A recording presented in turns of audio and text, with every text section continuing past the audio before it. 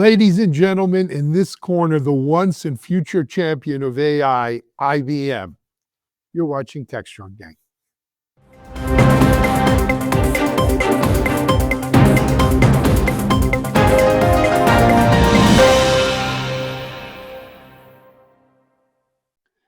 Hey everyone, happy Thursday to you. It's been a crazy week. It's Thursday already.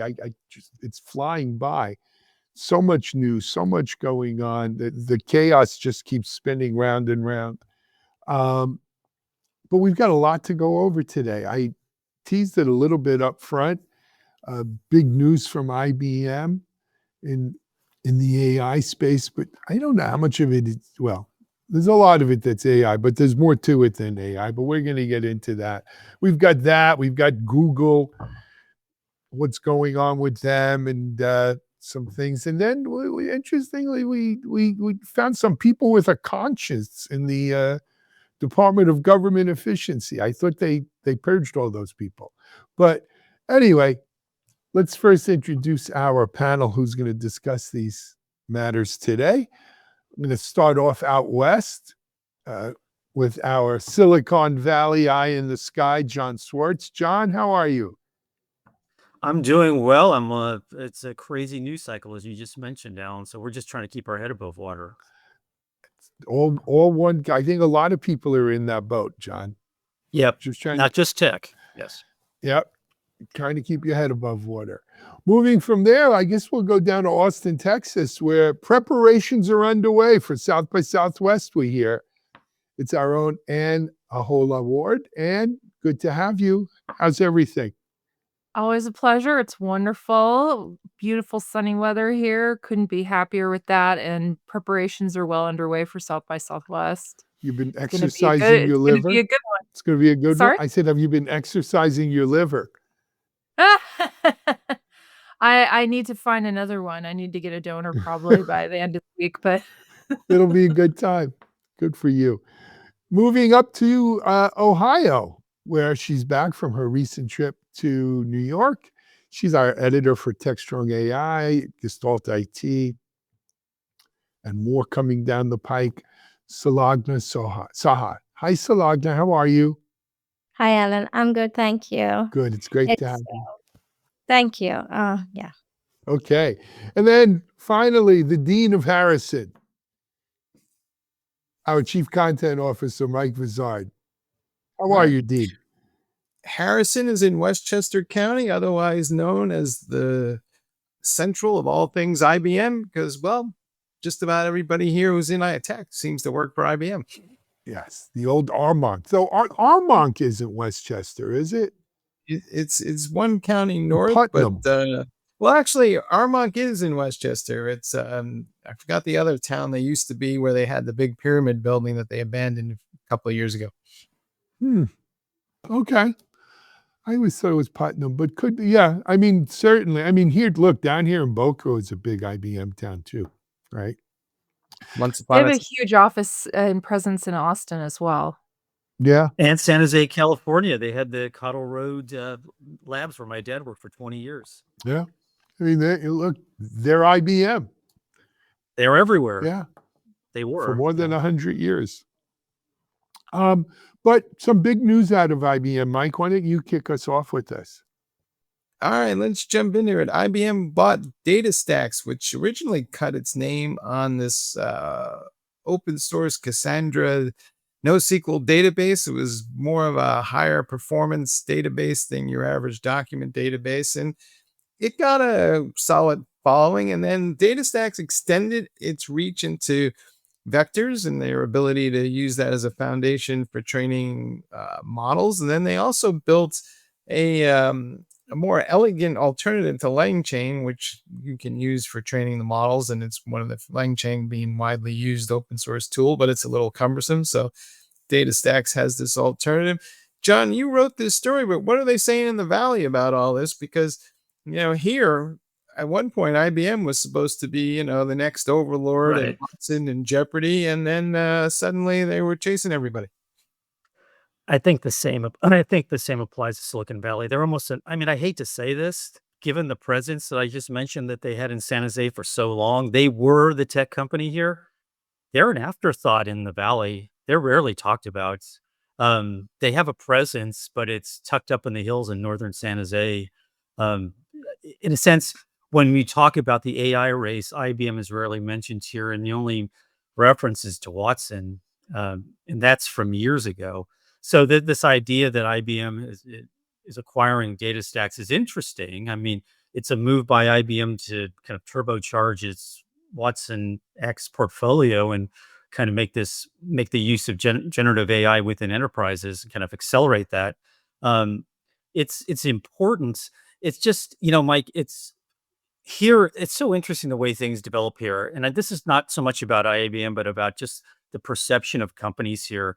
They are the hot company for a few years, like IBM was.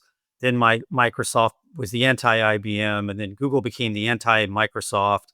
Apple is the anti-everything.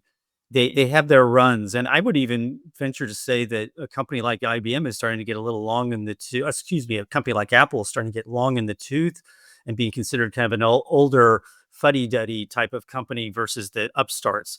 Unfortunately, that's the culture here, the new shiny object.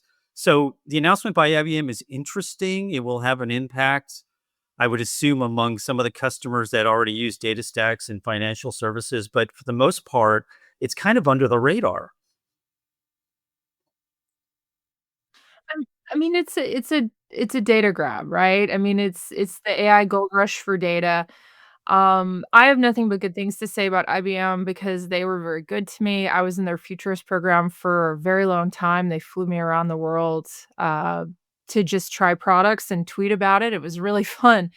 Um, but I think being cool in Silicon Valley is something that I used to care about, and I don't anymore. It's very freeing. But I mean, it's essentially the future. You're living in the future when you live in Silicon Valley.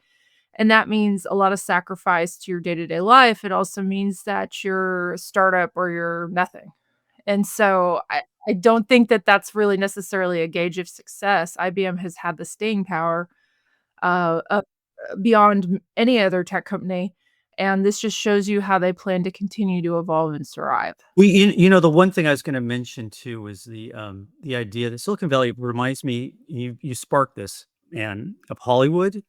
You're hot, you're in, and then you're discarded until you come back and do something again. So there are all sorts of companies and individuals who are the person of the moment who went away. So staying power is really important. And you're right, IBM has been around for more than 110 years, I think. I remember doing one of those 100-year stories years ago. It's interesting, but and again, in the big picture of the frame of things, this is kind of a small piece. I don't mean to undersell it, but that's basically a perception here, at least. So So, I'm scared, go ahead. Mike. No, Mike, you go. So the thing with IBM is they obsess about the monetization, and rightfully so. But what happens is every time they do something new or interesting or they acquire it, they shove it in this kit bag that they give to IBM Consulting, who then goes down and visits all these enterprises and integrates all that stuff into these global 2000 companies, and that's the business model. And so that's why every time they acquire something or they do something innovative, it just kind of falls by the wayside, because when it comes to actually implementing it, there isn't really a push to build a platform and invite developers. I mean, they talk about doing that stuff, but on the execution side, they just blow it every time because they're kind of obsessed with being a consulting company at the end of the day. In fact, they just unveiled their AI integration consulting services around agentic AI, which is supposed to help companies embed generative AI more safely and expedite the adoption just yesterday, I think. But I feel like IBM may be onto something. I know they got leapfrogged a bunch of times, even though they were really one of the first people in the AI race. So I think with their efforts around Watson X, their AI product portfolio, and the data stack acquisition, and then with the data stack acquisition announcement, they also announced an agreement with Riyadh Air, the new Saudi airline company, that they're integrating Watson X into their operations. And and with the upcoming MWC Barcelona in March, I hear that AI is going to be a big area of focus.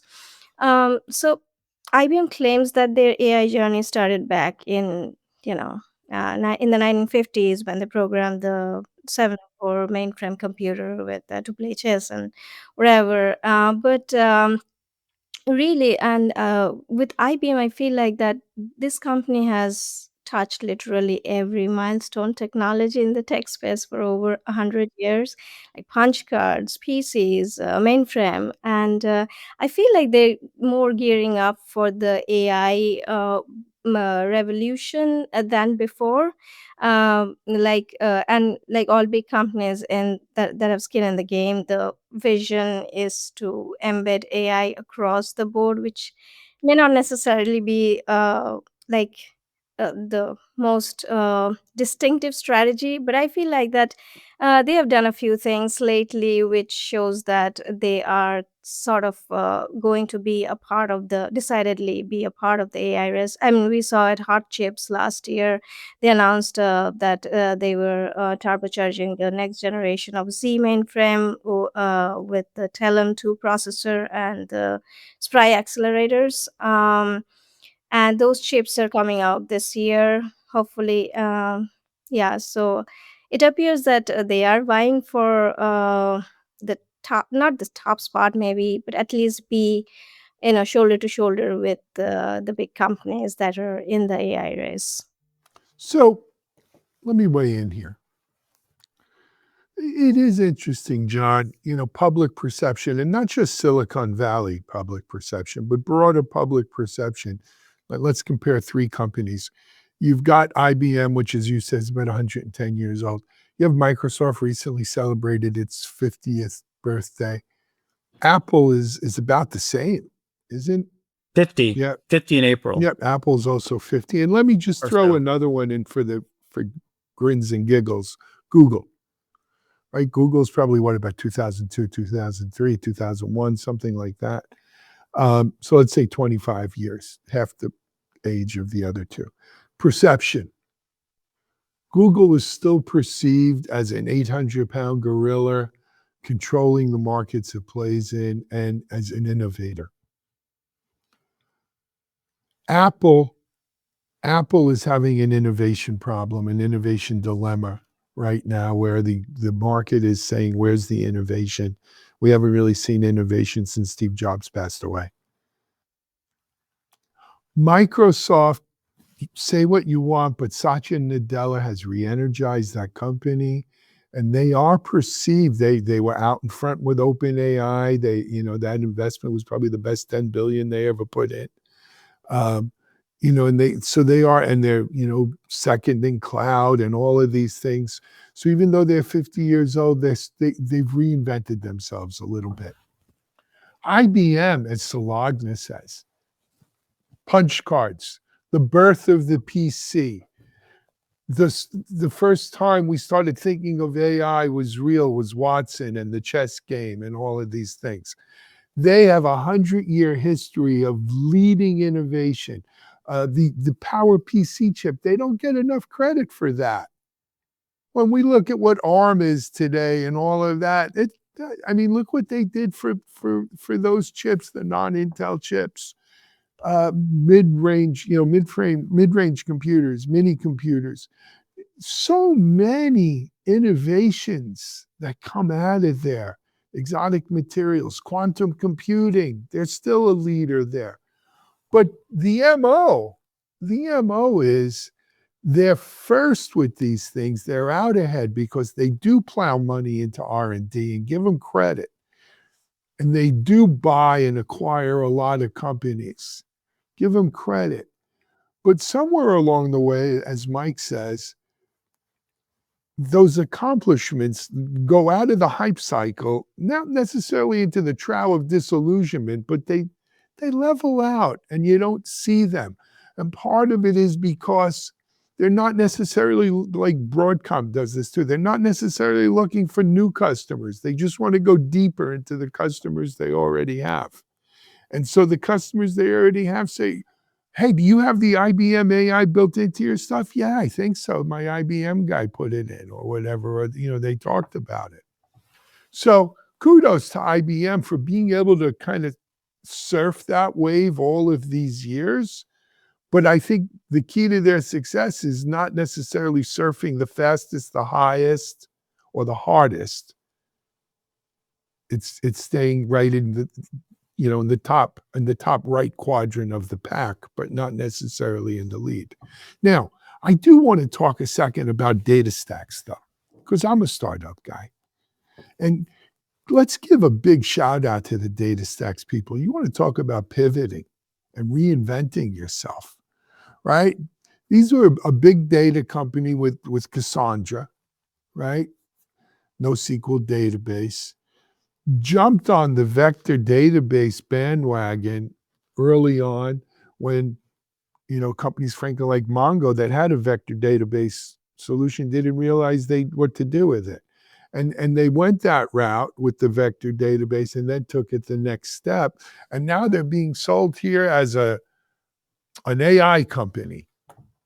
There's OpenAI, there's Anthropic and DataStax. When did they become an AI company? But I'm sure they got Anyone with enough data is an AI company at this point. exactly. Everybody's an AI company, like we're all AI engineers. So I didn't see what they paid for DataStax. I don't know if any of you have. Yeah, but I didn't hear, on the grapevine or anything. But I'm sure it was a pretty penny. This wasn't a fire sale. And congratulations to the DataStax team. That's what startup culture is all about. Good for you guys.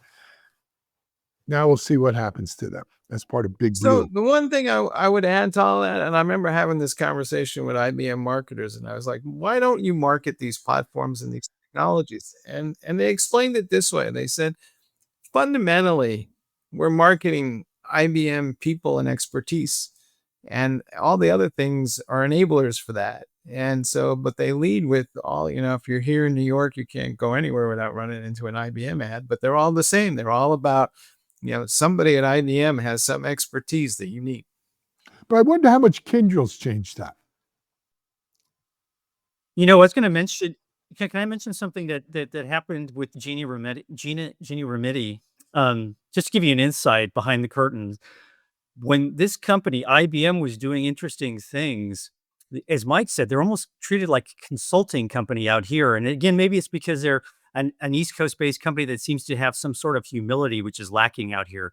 But the one thing that was interesting was that Ginny Remedi would always submit to USA Today when I worked there as a tech editor. She would submit these columns to explain what they were doing because their marketing was kind of ho hum. And they would try to work out a sweetheart deal with our editor in chief to run some of her commentary. And I would sometimes say, this is, bullshit. This is propaganda. We read it more often than not, but that gives you an idea that even they acknowledged that they weren't getting the message through. So Kyndryl, come back to that for a minute because it is significant, right?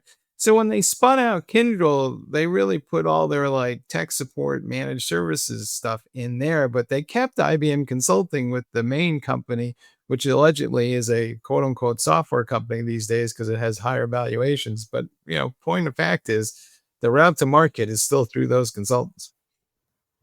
Fair enough. And another reason I feel like why IBM does not come up as one of the most frequently named names, at least in the AI conversation, is because they put 8 years behind Watson but got eclipsed by ChatGPT. And also a bigger reason is that their share prices did not move much. At least their AI revenue was not through the roof or anything. So that didn't No, get they never figured out how to monetize Watson. I remember being at IBM Think 10 years ago, and they were showing me dating apps built on Watson that would find you better dates and stuff like that.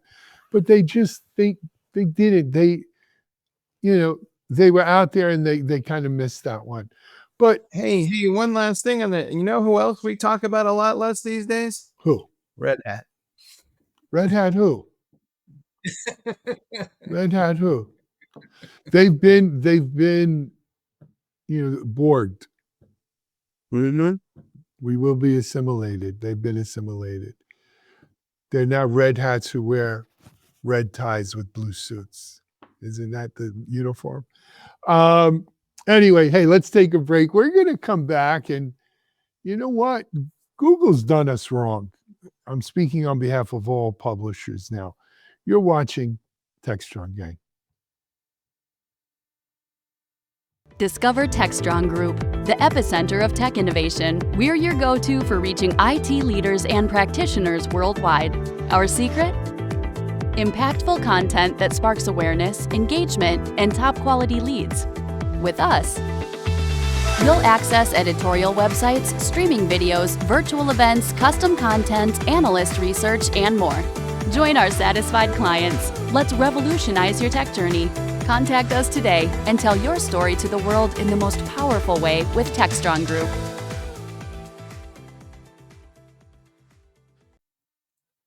Hey folks, we're back and we're talking about a lawsuit actually involving Chegg, which is a publisher of medical information, and they're suing Google over their AI summarization capabilities. And it's interesting. I'm not quite sure what the legal grounds are, but one of the claims that they're making is that this AI summarization capability is hollowing out the internet and the knowledge thereof because it's just summarizing everything. And if you watched the previous episode of Techstrong Gang, we talked about whether or not AI was making us all stupid. And this is part of that kind of conversation. But the question then becomes, is this, and we'll start with you. Is this kind of shift here with these AI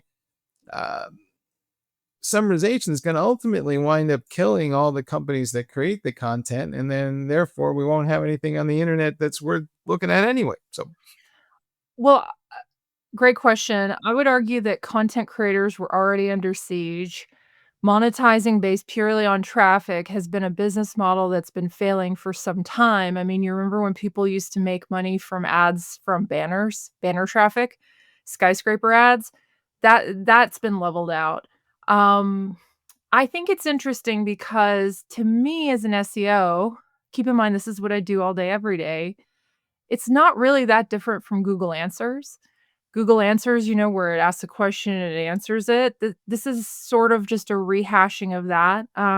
But I think that the crux of the lawsuit is that Google is eroding the demand for original content, which I don't actually agree with. I don't think that AI generated summaries necessarily reduce the need for people to read and want more information. Does it give them at a glance? Does it give them a link? Yes. Undermining publishers' abilities to compete was another point, which I think is probably a fair point to make because they are essentially taking snippets of it and benefiting from it. So I think that the Perplexity model is a little more democratic, where they're brokering partnerships with New York Times and other big publishers and saying, "Hey, let's work out a financial arrangement." Google doesn't really do that. Any arrangements they make with Twitter, LinkedIn, these social media sites that they've done for years have all been sort of quiet partnerships, right? I like the fact that Perplexity discloses, but you're talking about 120 million searches a month versus 130 billion, right? So the economies of scale aren't there. Um, but the other argument was that they're creating a hollowed out information ecosystem. Basically, that it's going to lead to a decline in quality and trustworthy information. Well, can we put that at Google's door? It wasn't that happening anyway with disinformation and other things happening. Are they making it worse? Probably. I think that a lot of publishers are bent out of shape because of the drop in traffic. But that could happen with an algorithm change. That could happen with a lot of other things. It just so happens that AI has become a boogeyman for these sites because their business models are failing. Are they justified? Probably. I do think that we need to value free and fair press. We need to value information and the ability to find good information. Do we want Google doing this for us? No, but again, it's not that new. It feels new, but it's not, because of the Google Answers. That's been around for a long time, and this is just a sort of more prominent way of doing that. It's a little more at a glance. You don't have to toggle it.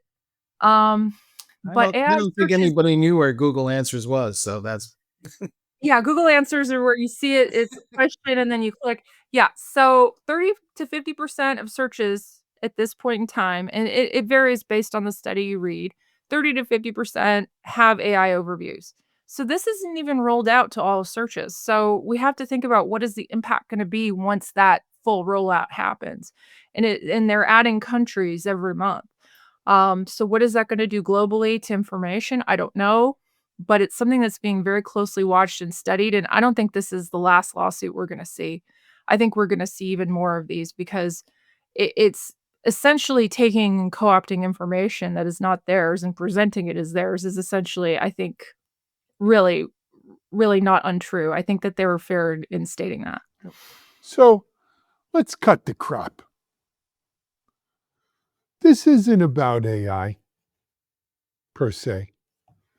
This is about the M word, monopoly.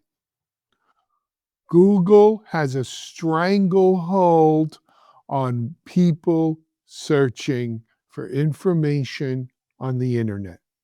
And for the 25 plus years that they've been doing it, they did it in conjunction with most content publishers in the world, including Techstrong, because in exchange for their being able to spider our sites and we want all of our information and we're going to put it in as Google friendly a format as we can and publish sitemaps and all of these things so that Google can get all of that.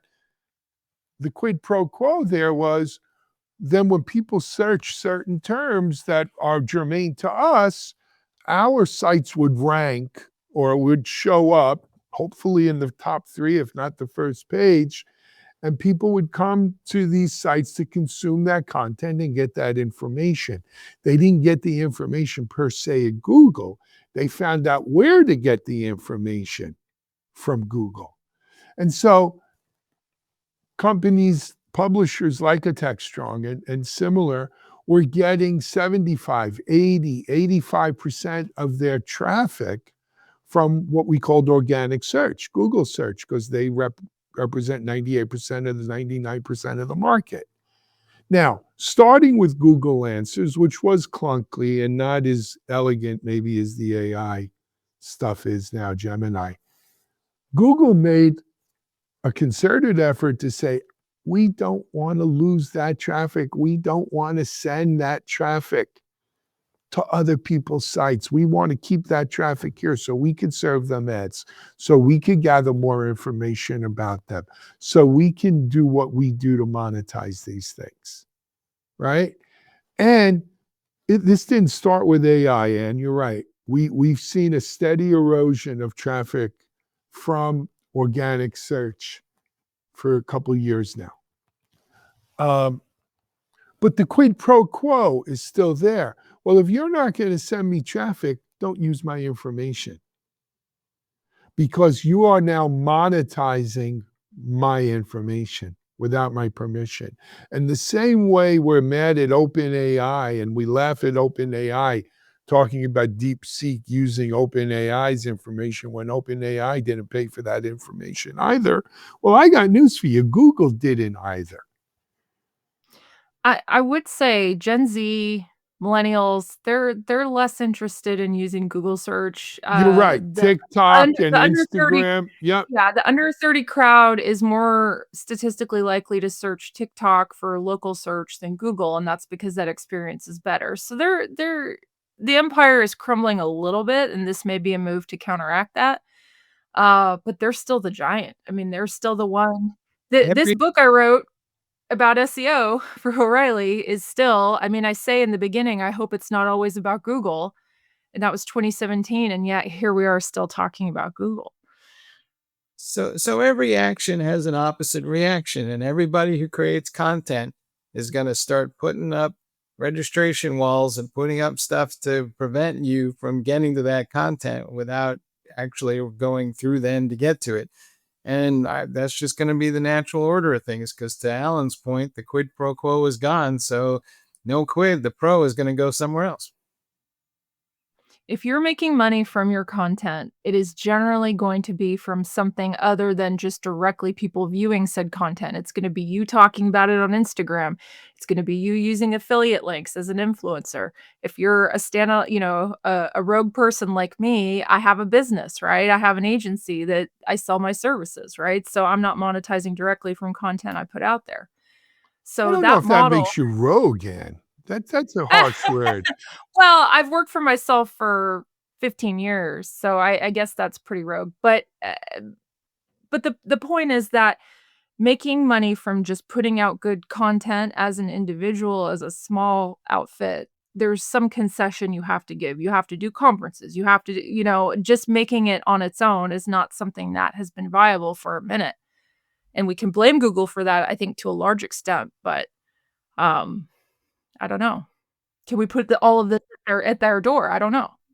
Yeah, It just seemed all inevitable. Go ahead, Slogna.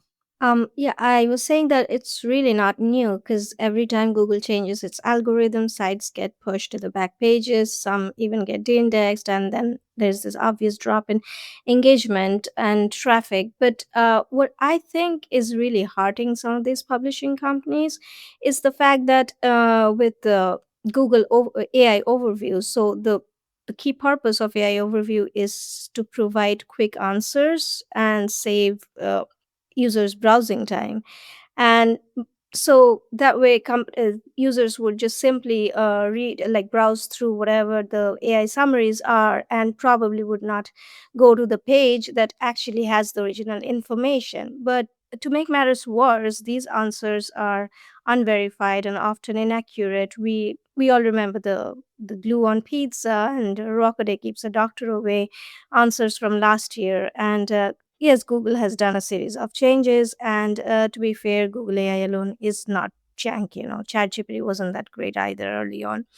But the key issue here is that Google or OpenAI or whatever company is doing AI search, they are harnessing publishers' original content, which they put money and years into to create, and to generate these summaries that are not even reliable. So that going forward is definitely going to be a problem, and that's probably what their point is. The publishers who NYT sued Google in 2023, and there has been a slew of litigations lately based on in and around this area. I absolutely, you're correct, and I think if I could make a prediction here, I think the reason I always bring up Perplexity is that it is time-based, it is reputation-based, it's LLM plus index. The future of search is not going to be index as Google has so heavily relied upon. And so this is a sort of clunky way that they're trying to essentially enter LLM into index and to mix them. And the mix isn't necessarily good, but I think the future of search is absolutely going to be coming from AI agents. I think we're going to see more and more search. I'm seeing GPT. I'm seeing Bing show up in the top 10 and sites that I'm optimizing. That's never happened, and that's exciting to me. So there's hope. No, there isn't. Perplexity is just giving me a citation. It doesn't drive any traffic to me. It's a very nice little salute as they drive by and steal my content. So they're known better than anybody else just because they waved at me and said thank you. They do chain of thought, though. They do show you how they get to the conclusion, which is helpful. We talked about legacy. Going back to IBM, we talked about legacy, and the legacy of Google was always to not be like IBM and to do no evil. And as Alan mentioned earlier, the M word, monopoly. I mean, this is not surprising what happened with the algorithm changes at the expense of content creators. I mean, there's a duopoly between Google and Meta in terms of advertising, which has all but killed the fourth estate. So, this is part of their legacy and it needs to be put out there. I'll tell you what I am looking forward to that I will no longer have to care about. It's called SEO. A lot of time and effort spent on optimizing sites for Google traffic that I'm probably not going to spend nearly as much time being worried about. If you're only thinking about Google, you've already lost.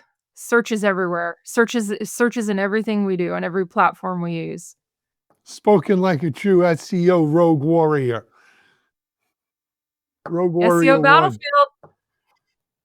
SEO Battlefield. Thank you, Ann. All right, let's take a break. We're going to come back and handle our third block today. Some surprising resignations over at Doge. Is it Doge or Dog? Doge. Who the hell knows? You're watching Techstrong Gang. SecurityBoulevard.com is the leading resource for news, analysis, and education on challenges facing the cybersecurity industry.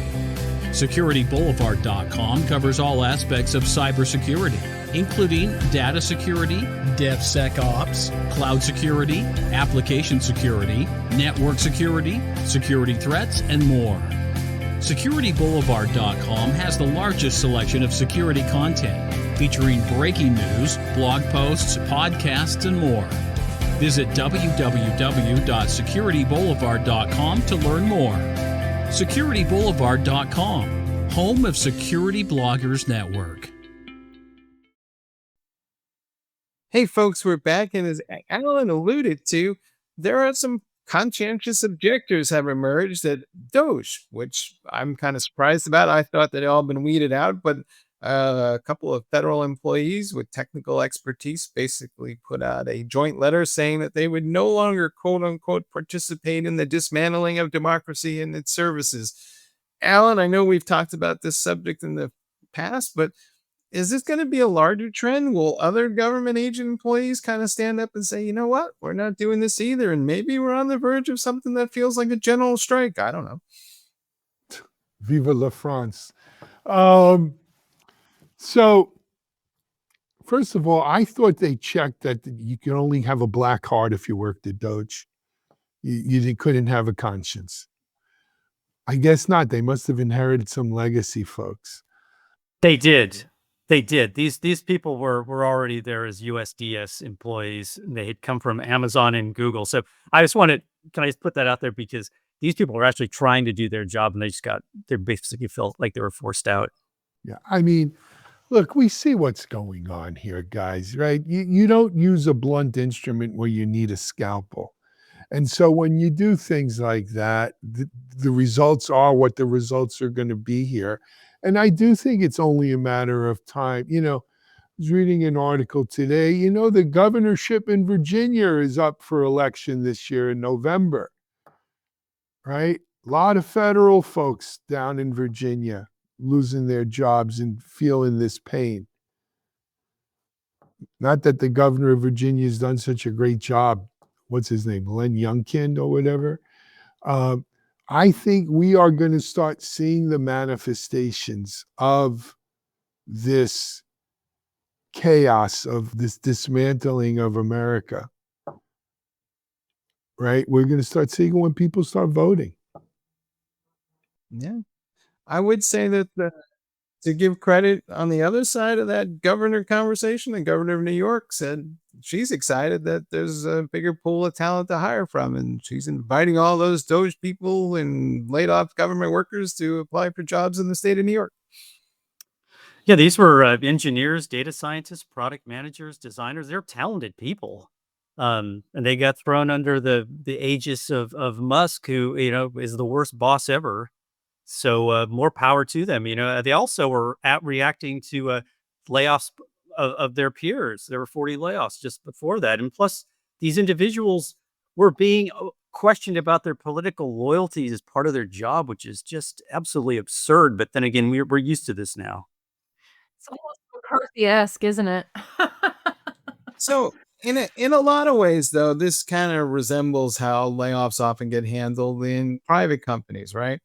What typically happens in a lot of organizations, especially the larger ones, is somebody comes up with a number and says, we're going to cut 5%. And then, who gets cut is just generally Time out. Don't even go there. Don't go. This is not a 5% cut.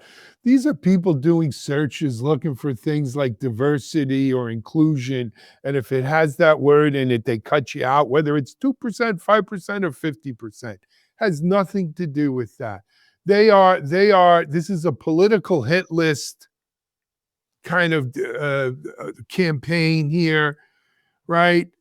This is not your company-wide, we got to cut 10%. They're targeting specific enemy lists and specific kinds of programs that they deem not in line with their worldview.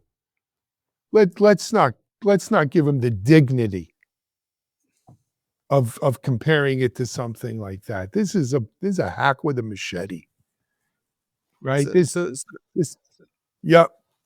So this is a political cut that No happens to add doubt up to the about number it. they're claiming is their number, right? Right. What? Take the U.S. aid thing. You think there was a percentage they wanted to cut out of that? No, they think that we're done giving food to people, and they cover it by telling us it was all based on condoms for Palestine or whatever. Come on, it's nonsense. It's nonsense. This is a political hatchet job. And when the people wake up, go ahead. I'm sorry, John. He's using this. Yeah, Musk is using the same playbook that he did at Twitter, right? He gets rid of the people that he thinks are politically infused. But in this case, I sometimes think you give him too much credit. I think they're just blindly cutting like wild. I mean, it is precise in terms of certain people, but I also think they're not. This is just like a wild free for all and slashing, Right. and I don't think they're putting a lot of thought.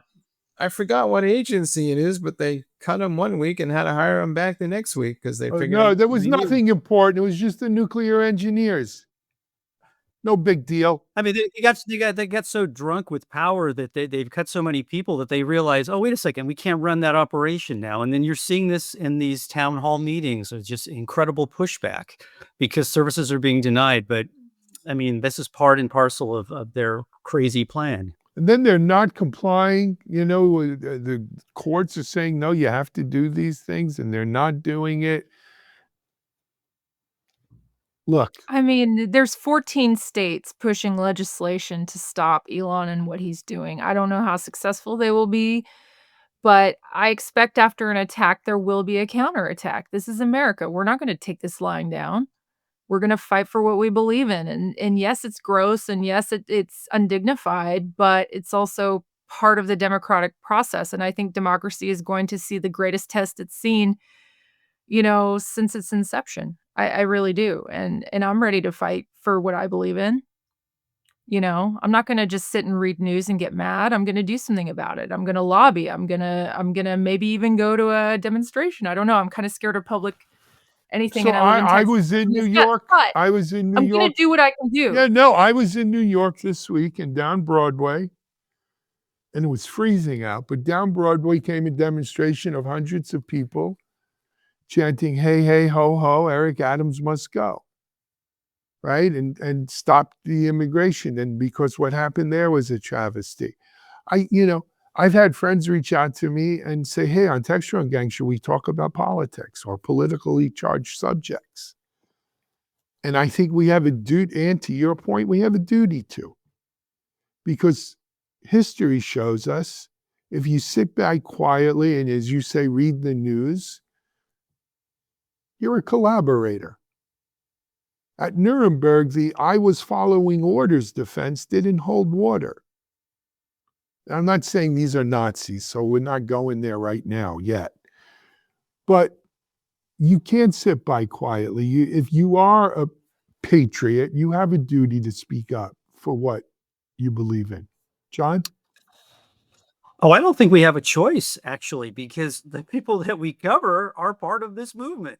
They are part and parcel of aiding and abetting what's going on, and they are enriching themselves. And in the process, we don't have a choice. We have to write about this accurately. Yeah, tech has its mitts all over this. Big tech does. Oh my God! Yes, it's, the oligarchs are they're leading this anti-revolution. They're just engorging themselves. Right. So part of the issue, though, and there was a good report on this on CBS News 2 days ago, and they went and they interviewed a bunch of folks in various small towns, and they were all convinced that the government was inefficient, it was wasteful, and they didn't have a lot of sympathy for these people being cut. So it wasn't something that they were riled up about. And I have to wonder if part of that is maybe the government agencies just need to do a better job of explaining what they do to people so they understand and they value it. Because now, you know what, Mike?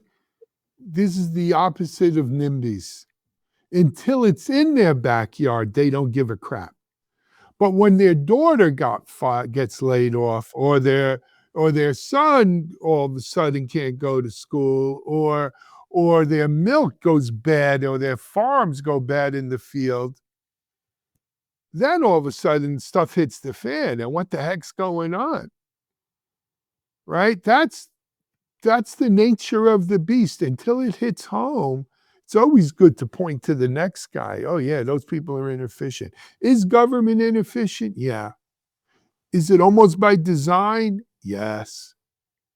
Is it the best of the worst form of government that we've ever had on this planet? Yes. Right?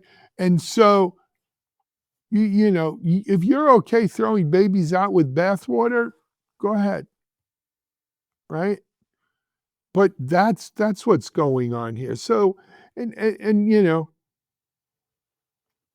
we shall see where the chips fall. To Ann's point, right? This is still America, I think.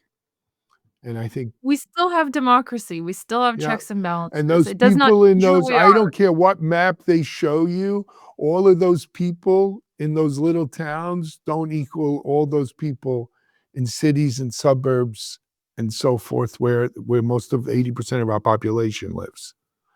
And as a wise man once said, you throw stones, make sure that you're not living in that glass house, because they'll come back the other way.